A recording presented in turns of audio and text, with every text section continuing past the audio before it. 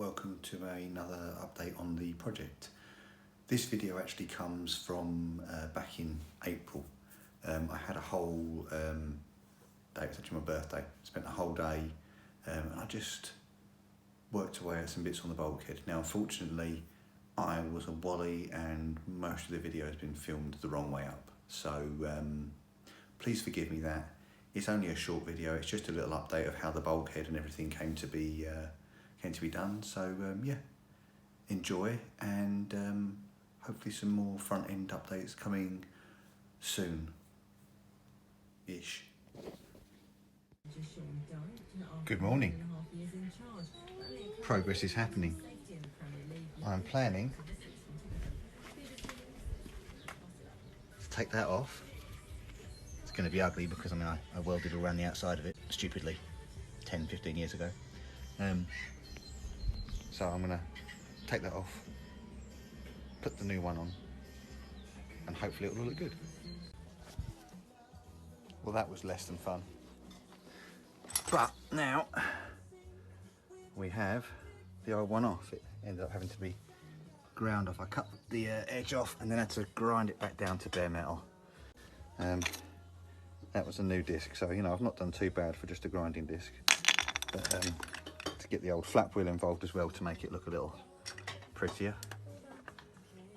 Hopefully I'll tidy up some of the rest of this when I'm done. I'll get the welding done here, tidy up that, put the other one here, put the subframe ones on the end as well, and then I'm going to yeah, tidy up the rest of this a little bit because yeah, my skill wasn't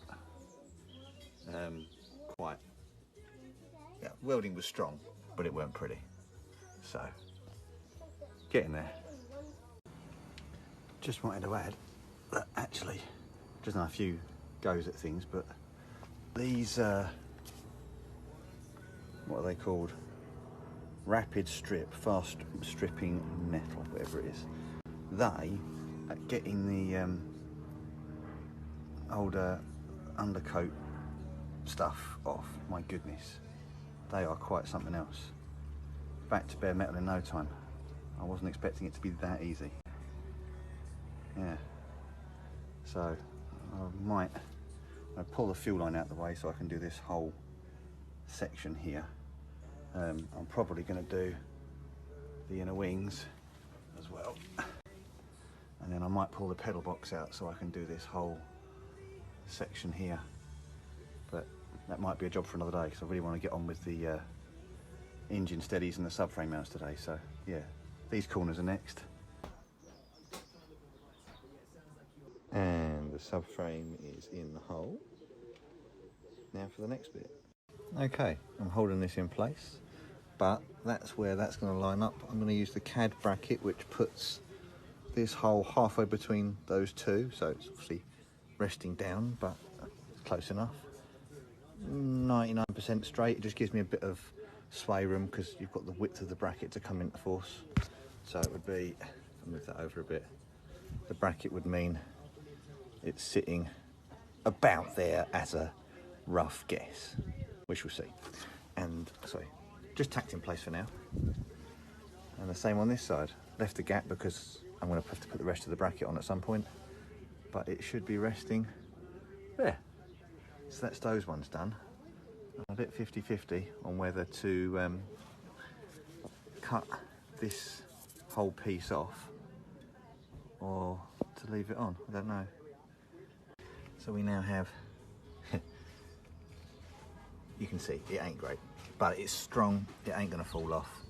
I've tidied them up, they're on. Now I'm gonna work on the location of these two here for the subframe.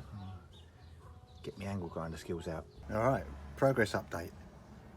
That looks better, and I've now got, in the end here, the big plates tacked on for the subframe supports. Now the subframe supports are, I'm using the Owens Fabrications, or I'm sure others sell them. Rather than MOT bar, that's a bit of box section that comes down here, like I used to have. You've got a plate that goes on there, this adjustable lengths bar, and then down this end, triangulates the subframe. Because these are known for bending out of place. There's more strengthening plates to go in with it as well, but that's the basic gist. So tacked into place. Not the prettiest welds, again. Been a while since I've welded properly, but it's nice to have the welding face mask on again.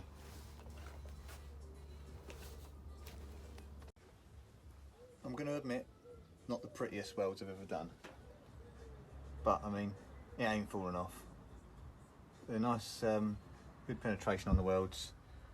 It looks good on the other side, so well happy with that. I've got to go and get some primer now because I've got a lot of bare metal here and nothing to cover it up with. Wish me luck. Some red oxide primer on, but it ran out there, and I got some more on here, and again it ran out. So I managed to get something on that just cover up the bits I welded and some of the bare metal, but the can was, you can see I had to squeeze it to get the very last out of it, and it was dripping down everywhere. So it's not great, but yeah, I just needed something to put on there. Luckily, Halfords was open, so I have picked up damn near everything that I could think of that I might need to finish this project. So, well, amongst other things, there's lots of stuff in there. So I've got some more bits to get on with before bedtime. I'm half tempted to cut out this bulkhead box. I've got some flat steel and to just do a flat panel straight across, but I don't know whether I've got enough time to do that today, because grinding and making lots of noise isn't great when your kids' bedrooms are there and the other side of this bit of roof. So yeah, that's where I'm up to. Okay, end of the day roundup. We have tidied up an awful lot of this mess here. Got the engine steady plates on, got the subframe plates on, and I've cleared up all the ugly paint under here that had come off from the fuel leak. I've also, as you can see, more or less sorted out this edge along here.